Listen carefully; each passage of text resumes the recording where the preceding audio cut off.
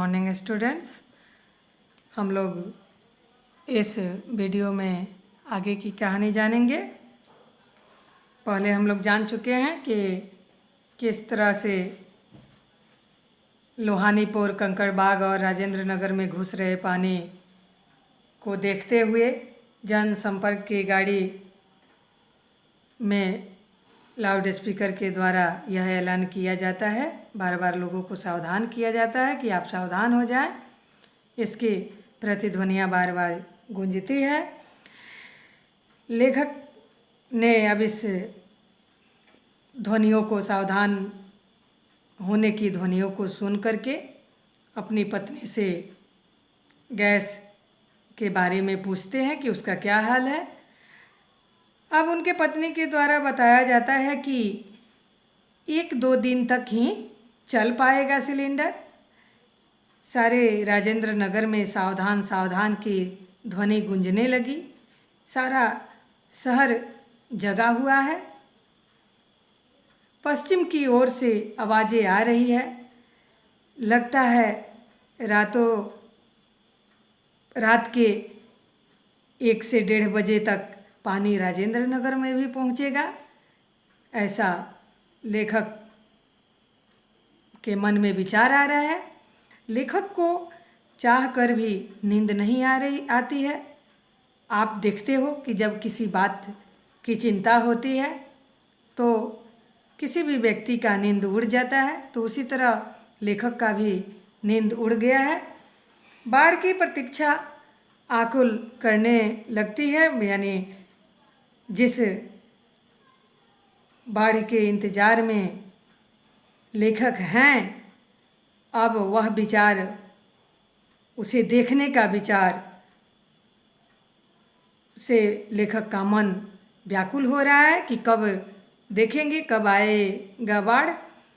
यह सोचते हैं अब उस समय लेखक कि काश मैं कविता इस समय लिखता, लेकिन मन ही मन फिर विचार करते हैं कि बाढ़ की पुरानी यादें जो है चलचित्र की तरह चलने लगती है, यानी उनके मन में भय हो जाता है कि अगर मैं कविताएं लिखता हूँ तो यह जो भयावह स्थिति है, इसे जो भी पढ़ेगा वह दुखी ही होगा।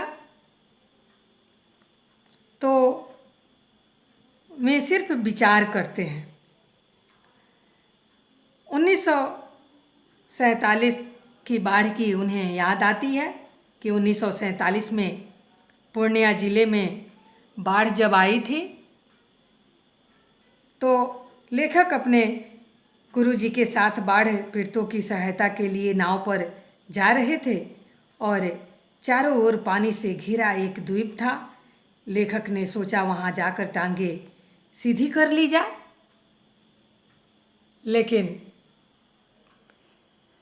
लेकिन टांगे सीधी करने के लिए मैं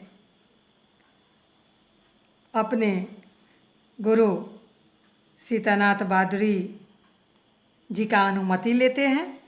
तो उन्हें भी कहते हैं कि वहाँ सारे चींटी चाटे, सांप बिच्छू, लोमड़ी, सियार पनाह लिए हुए होंगे। यानी जब कोई ऊंचा स्थान रहता है बाढ़ में, जिस पे पानी नहीं अभी तक पहुंचा रहता बाढ़ का पानी, तो वहाँ जो है जो भी छोटे मोटे जीव जंतु होते हैं वे उस पर पनाह, उस पे जमे रहते हैं, आ जाते हैं अपने आश्रय ढूंढने।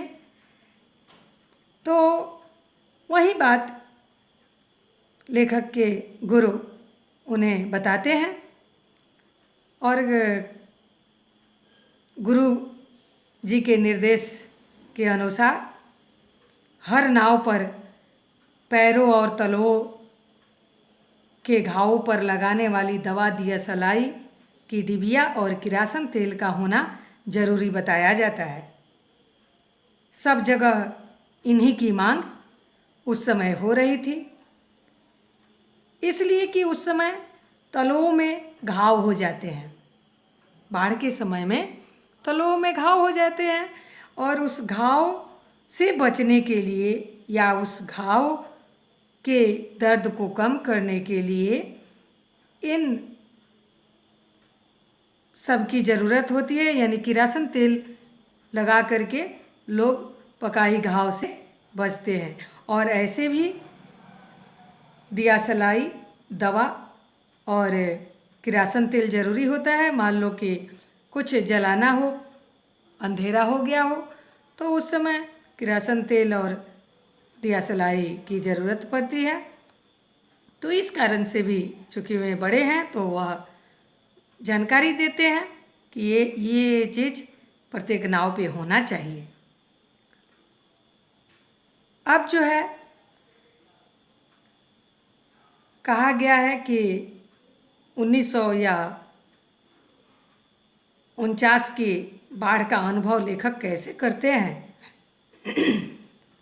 उस बारे में वे कहते हैं कि 1949 में महानंदा में बाढ़ आई थी। लेखक वापसी थाना के एक गांव में पहुंचे थे।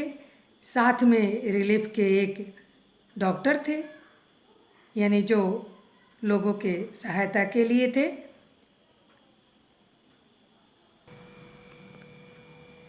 तो लेखक जो है गांव के कई बीमारों को राहत कैंप तक ले जाने की बात कहते हैं कि ले जाना था बीमारों को राहत कैंप तक, ताकि उसका इलाज हो सके। डॉक्टर जो थे रिलीफ के वे साथ में ही थे।